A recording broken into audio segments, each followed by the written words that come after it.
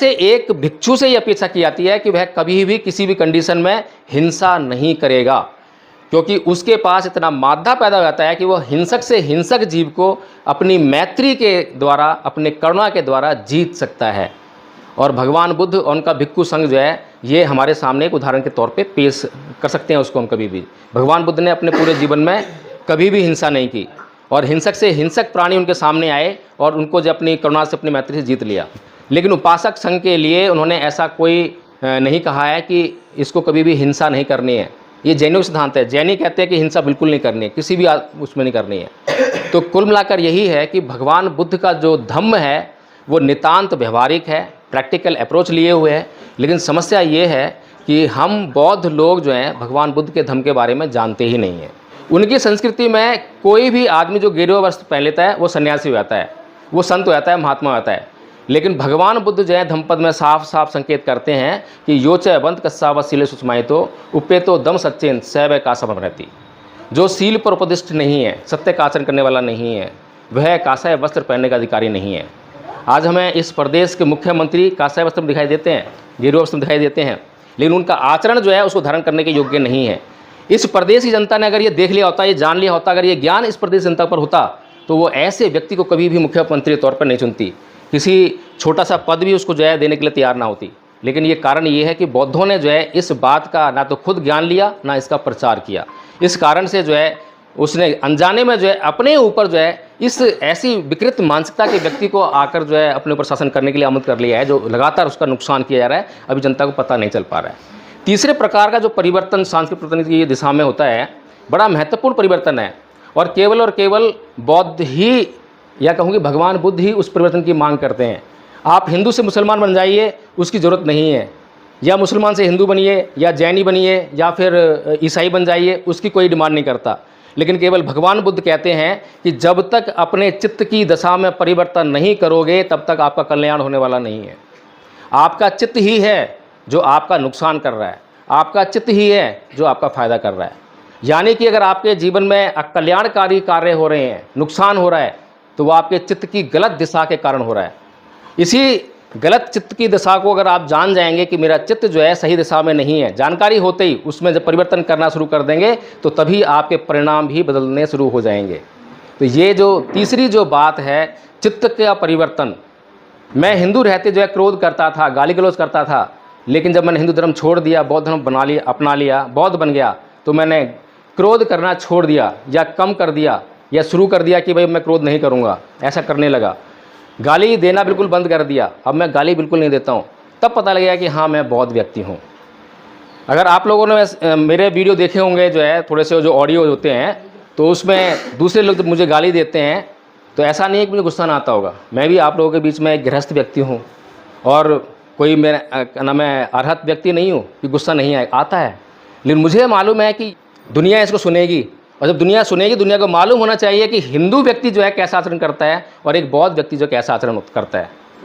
जब दो आदमी झगड़ रहे हों और तीसरा आदमी कोई देख रहा हो, एक आदमी कुछ ना कह रहा हो और दूसरा आदमी लगातार उस पर गाली गलौज कर रहा हो, तो तीसरे आदमी जो देख रहा है उसको निर्णय करने में कोई असुविधा नहीं होती है।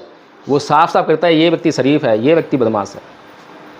तो इसलिए जो है बौद्धों का आचरण जो है ऐसा होना चाहिए कि स्पष्ट तौर पे दिखाई दे कि ये तो बौद्ध है। कुछ लोग कहते हैं कि ये जो कायरता की बात कर रहा है, ये हमें कायर बना रहा है। आजकल का जो नवयुवक है, जो मरने मारने की बात करता है, वो ज़्यादा करता है। लेकिन वो अनाड़ी लोग हैं, अज्ञानी लोग हैं, जिन्होंने बिल्कुल भी धर्म का अध्ययन नहीं किया है। भगवान बुद्ध ने कभी भी अहिंसा परमो धर्म नहीं कहा, लेकिन लगातार जो है समाज में यह दुष्प्रचार किया जाता है कि भगवान बुद्ध का यह सिद्धांत है कि अहिंसा परमो धर्म। गलत है। भगवान बुद्ध का सिद्धांत है आचरण ही परमो धर्म, कि आचरण को आप जो है शुद्ध कीजिए, यही सबसे बड़ा धर्म है। अहिंसा जो है कब करनी चाहिए, क्या परिस्थितियां हैं, इन सब को भगवान बुद्ध का जो धम्म का अध्ययन करते हैं वो अच्छी तरह से जानते हैं। भगवान बुद्ध ने इसीलिए जो है परिस्थितियों के हिसाब से दो संघ बनाए। एक संघ बनाया स्पष्ट रूप से, दूसरा अपने आप बनता है। उन्होंने भिक्षु संघ बनाया, उसके जो नियम हैं, भिक्षुओं के 227 नियम हैं और भिक्षुणियों के लिए 311 नियम है। और दूसरी तरफ जो उपासक संघ है, उसके लिए आप जानते हैं पंचशील है, अष्टशील है, उपोषण का जो होता है। तो भगवान बुद्ध की जो है दोनों संघ, ये दोनों जो वर्ग हैं उनसे अलग अलग अपेक्षाएं हैं। क्योंकि एक व्यक्ति जब गृहस्थ जीवन छोड़ता है, सन्यासी जीवन अपनाता है, एक परिव्राजक बन जाता है, तो उसका उद्देश्य केवल और केवल निर्वाण प्राप्त करना होता है। और निर्वाण को प्राप्त करने के लिए उसको अपने चित्त को बिल्कुल शुद्ध करना होता है। उसके पास कोई काम नहीं है, उसे कोई फैक्ट्री चलाने नहीं जाना, नौकरी पर नहीं जाना।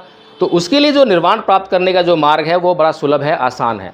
तो वो अपने चित्त को जो है परिशुद्ध कर सकता है। वो दिन रात जो है उसी में लगा रहता है, दिन रात साधना करेगा, विपස්සना करेगा, और जो कुछ भी ज्ञान वहाँ से अर्जित करता है उसको समाज में बांटने का काम करता है। तो इस तरह से एक भिक्षु से ये अपेक्षा की जाती है कि वह कभी भी किसी भी कंडीशन में हिंसा नहीं करेगा, क्योंकि उसके पास इतना मादा पैदा हो जाता है कि वो हिंसक से हिंसक जीव को अपनी मैत्री के द्वारा, अपने करुणा के द्वारा जीत सकता है। और भगवान बुद्ध और उनका भिक्षु संघ जो है ये हमारे सामने एक उदाहरण के तौर पे पेश कर सकते हैं उसको हम कभी भी। भगवान बुद्ध ने अपने पूरे जीवन में कभी भी हिंसा नहीं की, और हिंसक से हिंसक प्राणी उनके सामने आए और उनको जो अपनी करुणा से, अपनी मैत्री से जीत लिया। लेकिन उपासक संघ के लिए उन्होंने ऐसा कोई नहीं कहा है कि इसको कभी भी हिंसा नहीं करनी है। ये जैनों का सिद्धांत है। जैनी कहते हैं कि हिंसा बिल्कुल नहीं करनी है, किसी भी उसमें नहीं करनी है। तो कुल मिलाकर यही है कि भगवान बुद्ध का जो धम्म है वो नितांत व्यवहारिक है, प्रैक्टिकल अप्रोच लिए हुए है।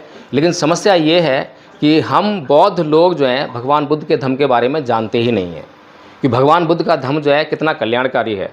अगर हम भगवान बुद्ध के बारे में कुछ भी जानकारियाँ, बेसिक जानकारियाँ भी अगर जान जाएंगे तो उसके बारे में हम समाज में जाकर चर्चा करने लग जाएंगे। अभी भी चर्चा करते हैं, ऐसा नहीं चर्चा नहीं करते। अभी भी हम जब क्या नाम है कोई दवाई खाते हैं, किसी ने हमें दवाई सजेस्ट कर दी कि भाई हमें जो है पीठ में बहुत दर्द हो रहा है, दवाई सजेस्ट की, दवाई खा ली और पीठ का दर्द बिल्कुल ठीक हो गया। उसके बाद क्या करते हैं हम? उसके बाद जब किसी और को पीठ में दर्द होता है तुरंत तपाक से बोलते हैं अरे भाई ये वाली दवाई ले ले, बड़ा आरामदायक, बड़े इंटरेस्ट के साथ बोलते हैं।